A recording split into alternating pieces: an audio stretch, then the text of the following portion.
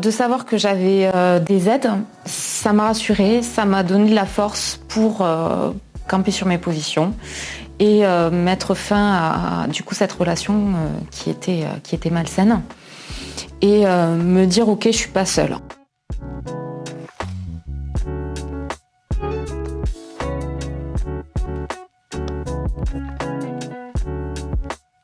Je suis maman de 2 enfants.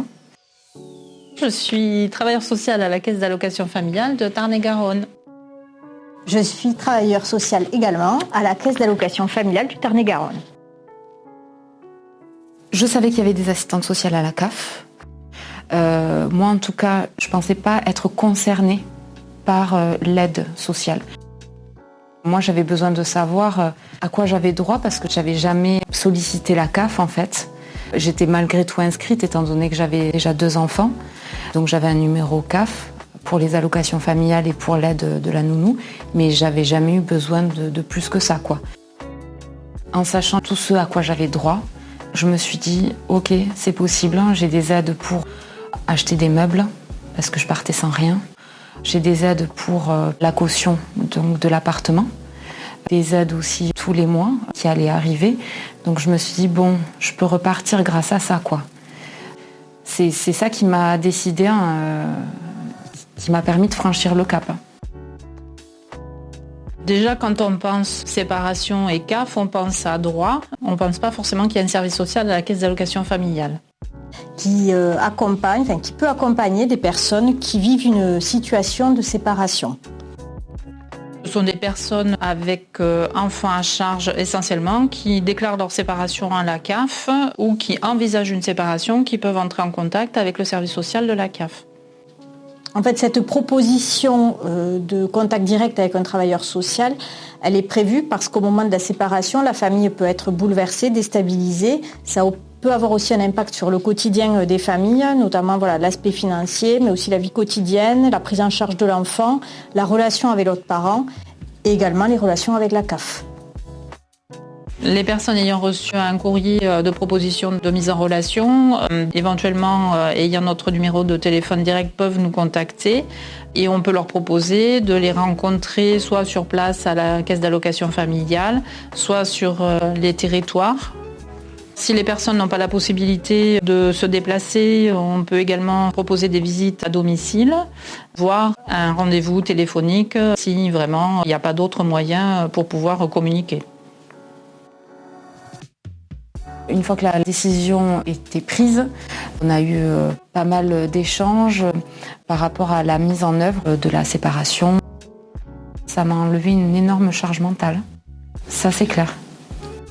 Au début, j'étais au fond du seau, je me sentais acculée, je ne savais pas par quel bout commencer. Je ne connaissais pas mes droits. Bon, il y avait l'avocat, la maison, les enfants, comment faire, etc. Donc petit à petit, vous m'avez dit voilà, on va commencer par telle étape. Donc ça m'a permis d'avoir quand même un plan. L'accompagnement aussi administratif, si on fait une erreur, c'est compliqué de modifier une erreur faite. Donc là au moins je savais que c'était quelqu'un qui le faisait pour moi ou qui me guidait dans les démarches. Donc je savais qu'il n'y avait pas d'erreur possible. Étant donné qu'à cette période-là, il se passe beaucoup de choses dans notre tête. On dort très peu, beaucoup de stress, etc. Enfin, l'erreur est vite faite. Donc voilà, comme je disais, ça m'a enlevé une grosse charge mentale. Ça m'a apporté un vrai soutien. Donc au niveau des rencontres, la première rencontre, elle est quand même importante puisque c'est là où on fait connaissance. On leur laisse un espace de parole, on écoute les allocataires sur ce qu'ils ont à dire, ce qu'ils vivent actuellement et on laisse le temps d'exprimer ce qu'ils ont envie de dire, besoin d'exprimer. On essaye d'identifier, de mettre en lumière les choses qui vont bien, ce qui va moins bien, les différentes problématiques et notamment la question des prestations de la CAF puisqu'on reste quand même CAF. Oui, c'est souvent la préoccupation quand même première des personnes de savoir quels vont être les droits auxquels elles vont pouvoir accéder suite à cette séparation et c'est quelque chose qu'on aborde de toute façon parce que c'est vraiment une préoccupation pour les familles. Lors de cette première rencontre, on est vigilant à mettre un climat de confiance, de respect. On essaye de mettre les personnes à l'aise. Justement, cette relation de confiance qui va faire que petit à petit, quand on va être amené à se revoir, les choses peut-être vont être amenées et qu'on va pouvoir tenter d'y répondre. En fait, l'objectif du premier contact et des suivants, c'est vraiment de définir ensemble les priorités, d'identifier les solutions à mobiliser, les actions à mettre en place. Après, on ne travaille pas seul, on travaille avec d'autres collègues de la CAF, mais aussi un réseau de partenaires extérieurs qui sont spécialisés dans les problématiques en lien avec la séparation. Tout au long de ce parcours, on a toujours été en contact, quasiment tous les mois, et même vous m'envoyez des messages, savoir comment j'allais. Alors ça m'a vraiment touchée. Je me disais, oui, je suis accompagnée, je me suis pas sentie seule. C'était plus le soutien psychologique qui m'a fait beaucoup de bien. C'était ça, ouais. Enfin, moi, j'avais une relation d'apparat.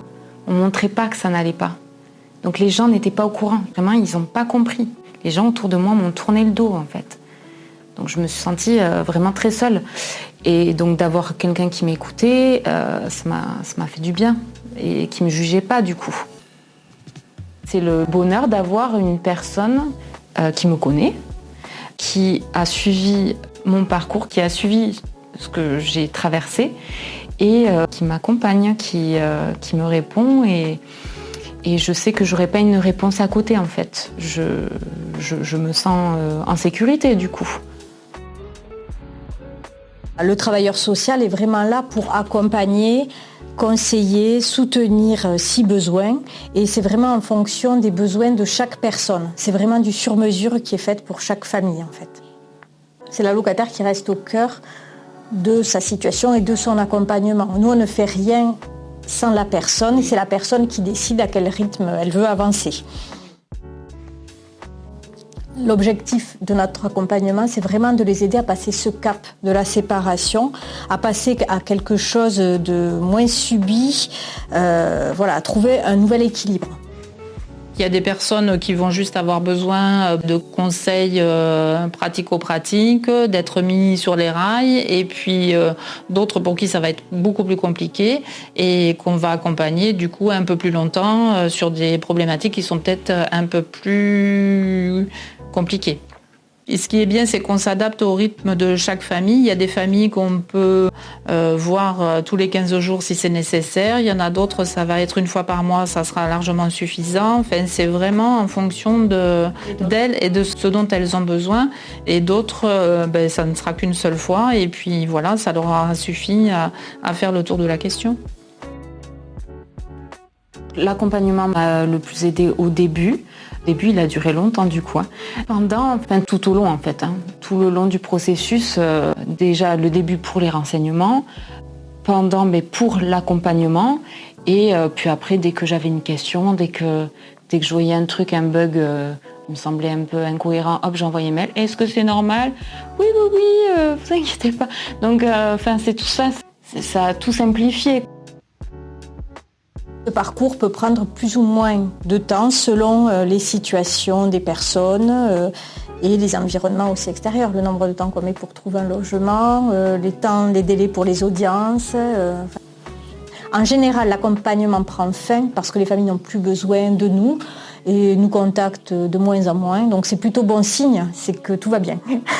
Ça se fait naturellement, c'est petit à petit. Elles ont moins besoin de cette oreille ou de notre intervention. Et puis, de fil en aiguille, l'accompagnement cesse de lui-même. Et parfois, quelques temps après, on a un petit appel qui nous dit, je viens vous donner des nouvelles parce que, voilà, comment les choses ont évolué. Et puis parfois, on en a d'autres qui nous rappellent quelques temps après en nous disant, j'ai un souci par rapport à ma pension alimentaire. Et on réenclenche un petit accompagnement si besoin à ce moment-là. Nous, le fait qu'on soit quand même un service social spécialisé, on a ce petit avantage pour les familles que d'avoir un peu de temps à leur donner. Il y en a qui restent, pour les enfants, moi j'ai tenu 4 ans en me disant les enfants, etc., etc. Mais au final, je les vois plus heureux maintenant. Je crois qu'ils se relèvent plus rapidement que nous. J'avais aussi opté pour un divorce à l'amiable pour que ça se passe bien au quotidien et pour qu'il y ait une bonne entente entre moi et leur père. Mais c'est une entente de façade et ça se passe très mal. Donc j'aurais dû divorcer par le juge. Voilà, il aurait fallu que ce soit lui qui tranche. Maintenant, je réalise que j'ai fait une erreur à ce niveau-là, quoi. En tant que femme, c'est la meilleure décision que j'ai jamais prise de toute ma vie. Je me suis reconstruite, j'ai retrouvé du poil de la bête. Cette reconstruction continue parce que ça prend du temps. Mais voilà, je vais bien, je suis heureuse. Et je suis heureuse en tant que maman, je suis heureuse en tant que femme. Tout se passe bien, quoi.